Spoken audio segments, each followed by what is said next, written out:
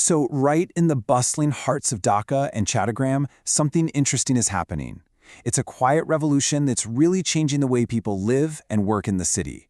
And no, it's not about giant new skyscrapers, but a totally new, super flexible way of living that's reshaping things for professionals on the move. Okay, so picture this. You're a consultant and you've been sent to Dhaka for a 3-month project. A hotel? That's going to feel impersonal, not to mention expensive. But signing a 1-year lease on an apartment? That's just way too long. So what do? Well, it's this exact dilemma that's fueling a whole new trend in urban living. And the solution is the serviced apartment. You can think of it as the perfect hybrid. See, you get all the space and privacy of a real home, your own kitchen, your own living room, but with all the perks of a hotel, like housekeeping and security. And the best part? It's all on a flexible contract. It perfectly bridges that gap between a temporary hotel stay and a rigid long-term rental. So in this explainer, we're going to break it all down. We'll look at what's really driving this trend, who's benefiting from it, some of the hidden risks that are bubbling under the surface, and finally, what a blueprint for a sustainable future might look like. So why is this happening now? What's causing this massive surge in serviced apartments?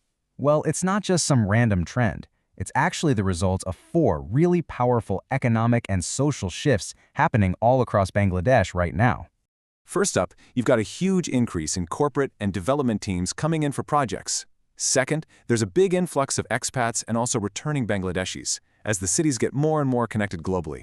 Third, modern professionals, well, they're demanding what you could call frictionless living. They want spaces that are just ready to go. And finally, property developers are wising up and seeing this as a great way to get much higher returns on their investments. Now, here's where it gets really interesting. When this whole model is managed the right way, it doesn't just benefit one group. It actually creates what our source material calls a triple win scenario. And the benefits here are crystal clear. Guests, they get a comfortable, flexible home away from home. The cities, they get to support more business and attract serious investment. And of course, the property owners, they earn a higher rental income. It really is a win-win-win situation for everyone involved. I mean, for guests, the appeal is a no-brainer. You get way more space than a cramped hotel room. You can actually cook your own meals in a private kitchen, which is huge. You can even host a small business meeting right there in your living room. And you get all of this with hotel-level services, but without being locked into a crazy long-term contract. And for cities like Dhaka and Chattogram, this is a total game changer. It seriously expands their accommodation options way beyond just traditional hotels. This makes them way more attractive for things like regional headquarters, major international conferences, and these big development projects that bring in tons of investment and talent. Now, for the property owners, it's just a really smart financial move. This model can deliver much better returns than your standard long-term rentals, and because they're professionally managed, the property themselves are often kept in much better condition. Okay, but it's not all good news. This incredibly rapid growth has a flip side. Without the right kind of oversight and regulation, this boom comes with some very real and often unseen risks. We're talking about the growing pains. So you have to ask yourself, right?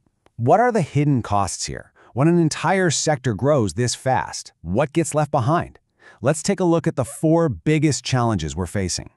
The first big risk is all about housing affordability. Look, if landlords can make way more money from short-term corporate clients, there's a real danger that they'll start converting too many apartments. And when that happens, you start pricing out the long-term local residents from the central, most desirable neighborhoods. Second, there is this massive regulatory gray zone. I mean, are these places hotels? Are they residences? The rules aren't clear. And without clear guidelines on licensing and safety, guests can be exposed to all sorts of risks.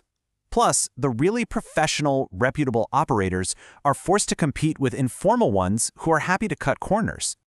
The third risk is the impact on the neighborhood itself. Think about it. A constant turnover of short-term guests in what's supposed to be a residential building, that can create a lot of friction. You get issues with noise, with parking, with waste. It can really disrupt that sense of community for the people who live there full-time. And finally, there's the risk of brand dilution. If the standards are all over the place, if cleaning, safety, and service vary wildly from one apartment to the next, it can seriously damage the reputation of the entire service department sector. A few bad apples can make it harder for everyone to attract high-quality clients. So, how do we fix this? To keep all the great benefits while managing these risks, the industry really needs to shift gears from just unchecked expansion to smart, sustainable growth. and that is going to require a very clear blueprint for the future. Our source material suggests a roadmap that's built on 4 essential pillars. We're talking about creating transparent operations, making safety completely non-negotiable, establishing clear government policies, and fostering real collaboration between private operators and public city planners. So the first 2 pillars are all about building trust. Transparency means no hidden fees, clear contracts, you know what you're getting. And safety? That has to be a must-have, not just a nice-to-have. This means mandatory audits for fire and electrical systems, and secure building access. And look, this isn't just to protect guests, it protects the reputation of the entire market. The next 2 pillars are about creating a stable framework for that growth. This is where the government really needs to step in to define licensing rules and create a fair, predictable tax system. And collaboration is absolutely key. New projects should be aligned with the city's bigger development goals, like public transport and infrastructure, to make sure all this growth is balanced and smart.